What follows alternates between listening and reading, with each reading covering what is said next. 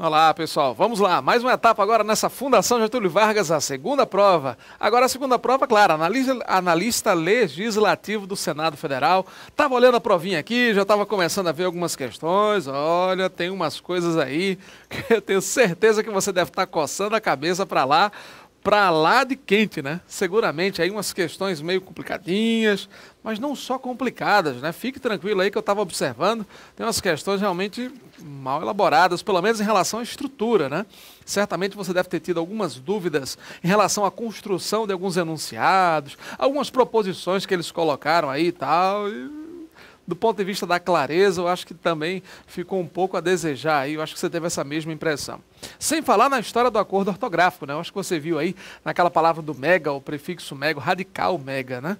Aí em relação à estrutura, com ou sem prefixo, como é que é essa história? E assim, prefixos ou pseudoprefixos, radicais ou não?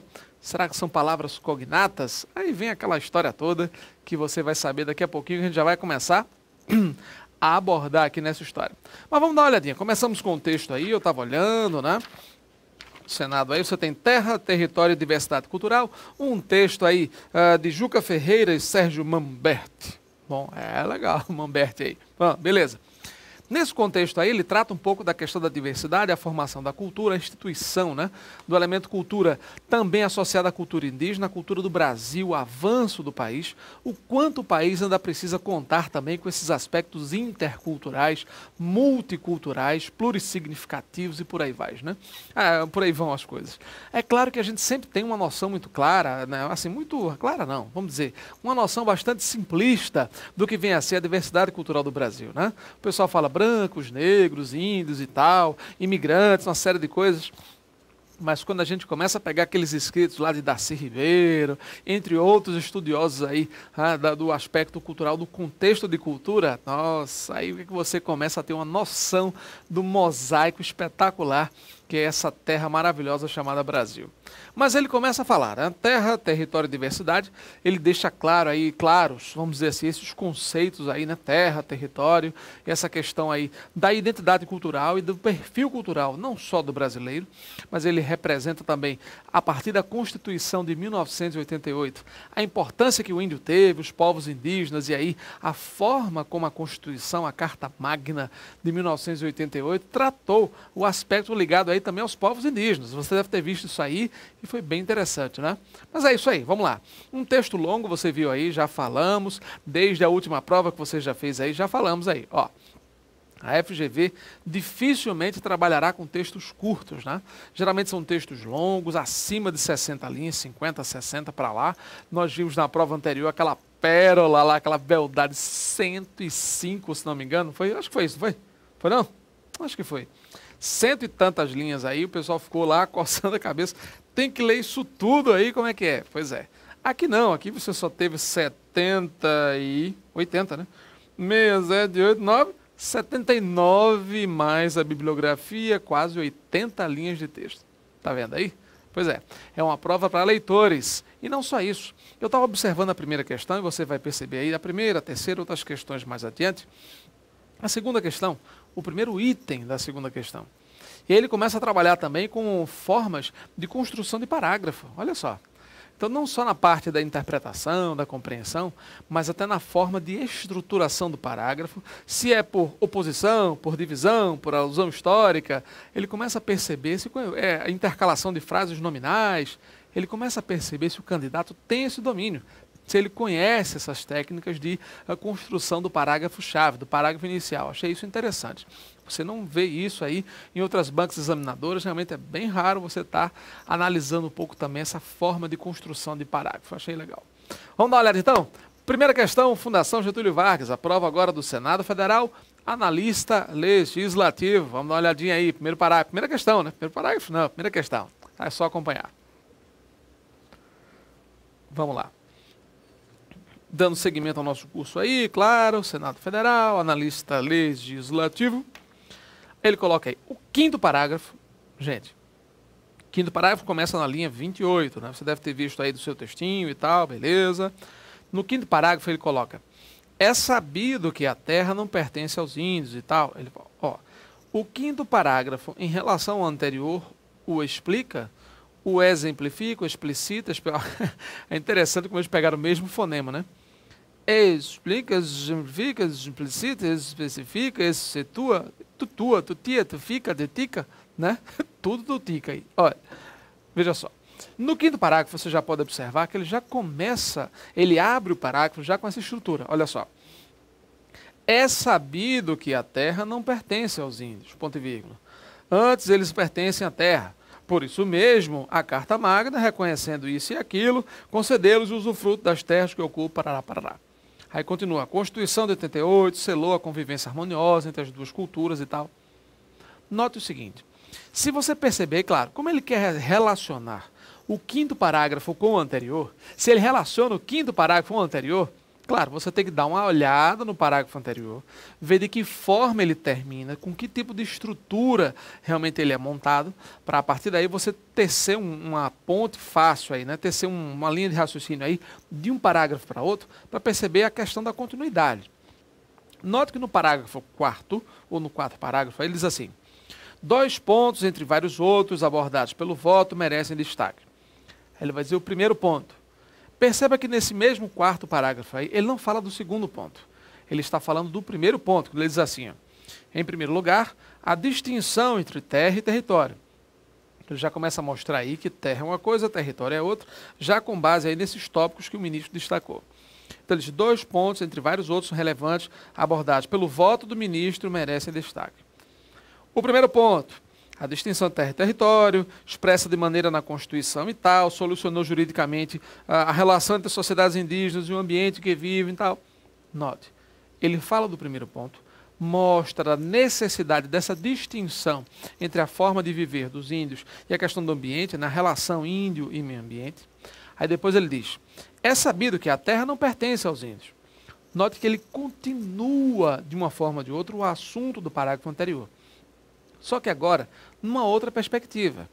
Ele diz assim que a Constituição de 88 solucionou juridicamente essa relação entre as sociedades indígenas e o ambiente. Tá, juridicamente pelo menos isso. Aí ele diz, é sabido que a terra não pertence, antes eles é que pertencem. Por isso mesmo, a Carta Magna, reconhecendo isso dessa relação ao regime de propriedade, concedeu-lhe o usufruto das terras, fez isso e aquilo. Aí depois diz, a Constituição selou a convivência, uma vez que reconhece a outra. Note que nesse quinto parágrafo aí, ele fala um pouco mais sobre a Constituição e o porquê de esta Constituição ter reconhecido essa relação, ter trabalhado mais forte essa questão aí do vínculo que possui o indígena com a própria terra, da relação de relativa contiguidade, né, que existe entre um e outro, dessa aproximação muito forte. Só depois, na linha 37, pode observar na linha 37, é que ele coloca o segundo ponto, então você já nota. Existem 2 pontos. Em primeiro lugar, tal coisa, por isso, ele vai justificar, mostrar, é sabido que tal coisa acontece, por isso mesmo que a Constituição reconheceu isso e concedeu a eles tal coisa. Então, note que de uma forma ou de outra, existe aí realmente uma questão de um esclarecimento, né? Ele mostra, mas como assim? Que história é essa entre o índio e tal? Então você vai perceber uma relação clara. Só na linha 37 é que ele diz, o segundo ponto refere-se à relação entre terra e cultura, o que concerne a continuidade do território, sua fragmentação e ilha. Aí ele vai explicando aquelas outras coisas que você percebe que já tem uma relação direta aí com o parágrafo anterior, mas claro, com a oposição, na divisão, né? Um segundo elemento, uma nova abordagem, o outro lado evidenciado pelo ministro aí. Vamos dar uma olhada na questão, vamos lá, veja aí. Olha só. O quinto parágrafo em relação ao anterior, claro, acertou quem marcou, explica, né, certamente aí, mas por que ele explica? Ele esclarece, gente. Existem 2 expressões que deixam isso bem claro, ele diz, é sabido que a terra não pertence aos índios, tudo bem, antes eles é que pertencem à terra. Por isso mesmo, veja, a própria expressão por isso mesmo, já deixa clara essa relação aí entre as sociedades indígenas e o ambiente em que elas vivem. Percebeu? Então ele coloca aí, claro, em relação às implicações para a cultura, é que os índios pertencem à terra. Ele está tentando explicar isso. É sabido que a terra não pertence aos índios. Antes eles pertencem, depois ele diz, ó, a Carta Magna, a Constituição, veja a explicação agora, reconhecendo, ou seja, já que reconheceu, uma vez que reconhece a anterioridade dessa relação, a questão do próprio regime de propriedade que ele vinha falando, percebeu? Então ele está colocando, ele conferiu isso ao Estado, mais liberdade aos índios, beleza. A Constituição de 88 selou a convivência harmoniosa, fez isso e aquilo, ok. Exemplifica. Não, ele não dá exemplos dessa questão aí do voto do ministro e da distinção entre terra e território. Também não exemplifica a relação jurídica entre sociedade indígena e ambiente. Não dá uma exemplificação. Explicita. Bom, ele não está tornando explícito, evidente, não está mostrando às pessoas. Realmente ele está explicando. Explicar não é o mesmo que explicitar, ok, gente? São duas relações realmente bem diferentes. Explicar é uma coisa, explicitar é outra, ok? Especifica? Não. Excetua? Não. Não exclui. Resposta certa realmente é a letra A, cuidado aí, ok? Vamos à segunda questão, olha só. A respeito da estruturação do texto, analise os itens a seguir. Olha só. A respeito da estruturação do texto, analise os itens a seguir. Vamos lá. Professor, que barulho é esse? É a cadeira aqui, bicho. Não estranho não, é assim mesmo. O intestino está em ordem. Vamos lá. Para a composição do texto, foi utilizada também a técnica de divisão. Marcelo, eu não lembro que história é essa, não. Técnica de divisão. Como é que é isso aqui? Técnica de divisão? Não sei não o que é isso, pessoal. Quando ele fala técnica de divisão, é importante que você se lembre daquela forma da construção do parágrafo-chave. O parágrafo-chave é o parágrafo de introdução, ou pelo menos aí alguns parágrafos claros de explicação, de esclarecimento, de argumentação e por aí vai. Quando você fala técnica da divisão, ela pode ser usada tanto na introdução, como no desenvolvimento, na conclusão, não importa. Mas a divisão é, existem tantas maneiras de se observar tal situação. A primeira é assim, a segunda é assada, a outra cozinhado. Percebeu não? Então é aquela velha história. Quando você observa essa divisão, essa forma, esse escalonamento, você já sabe que a técnica da divisão aí está bem evidenciada. Então se eu digo, olha, existem 10 formas diferentes de se construir uma ideia. A primeira é essa, a segunda aquela, a terceira aquela, a quarta. Percebeu? Então, a construção por divisão, ela procura esclarecer, mostrar, apontar caminhos distintos para se analisar ou para se abordar determinada problemática. Há tantas formas de se observar tal problema. Há tantas maneiras de se considerar tal coisa. Então, é exatamente aí que você começa a perceber essa característica da divisão. Certo? Diferente, por exemplo, de uma construção de parágrafo por oposição. Você diz, né? A situação é paradoxal, é problemática. De um lado, aqueles que concordam com a pena de morte. Do outro, aqueles que rechaçam como uma forma de contravenção à lei divina, lá. Então, veja, de um lado, isso. Do outro, aquilo. Aí você já tem um parágrafo, por exemplo, construído por oposição. Entende isso? Então, a construção da divisão, nesse parágrafo aí que ela está mostrando, que ele está dizendo aí, né? No texto, ou melhor, ele coloca aí. Para a composição do texto, foi utilizada também a técnica de divisão. Gente, essa técnica de divisão acontece na linha 21. Acompanhe comigo aí a linha 21, dê uma olhada aí. 2 pontos, entre vários outros relevantes abordados pelo voto do ministro, merecem destaque por suas implicações para a cultura brasileira. Em primeiro lugar, tal ponto. Aí lá embaixo, na linha 37, em segundo ponto, refere-se tal... Percebeu? Então, essa é a perspectiva que ele falou aí da divisão. Quando ele estrutura um texto em divisão, olha, de um lado tal coisa, do outro oposição. Agora, existem tantas formas de se enxergar tal problema. A primeira delas é essa, a segunda aquela. Quando ele deixa claras essas formas aí de serem observadas e tal, você já sabe aí que você tem uma divisão, certo? Vamos continuar, veja aí. Para a composição do texto foi usada também a técnica da divisão, verdadeiro. Agora você sabe que é tudo certinho, a técnica da divisão, já conheceu, faço. 2. No processo de exposição das ideias, há etapas narrativas. E aí, o que você acha? Etapas narrativas no processo de exposição das ideias. Pessoal, para você perceber essa questão aqui das etapas narrativas, é muito importante que você resgate um pouco o seu conhecimento de tipologia textual. Claro, tipologia, é isso mesmo, sabia não? Tipologia, nós já falamos da tipologia na aula passada, em algumas aulas anteriores aí. E a tipologia narrativa, vamos relembrar. O que caracteriza a tipologia ou modo de organização discursivo chamado narrativa? Vamos lá. Primeira característica. Sua vez, vai você. São pelo menos 5, não, quero ensinar, não enrola não. Bora. 5 características da narração. Primeira delas. Conta uma História ou história, não é isso? Conta uma história, com H ou com E, história com E, ficção, história com H, real, ok. Conta uma história, real ou fictícia, tanto faz. Elementos da narrativa, quais são? Personagem, espaço e tempo.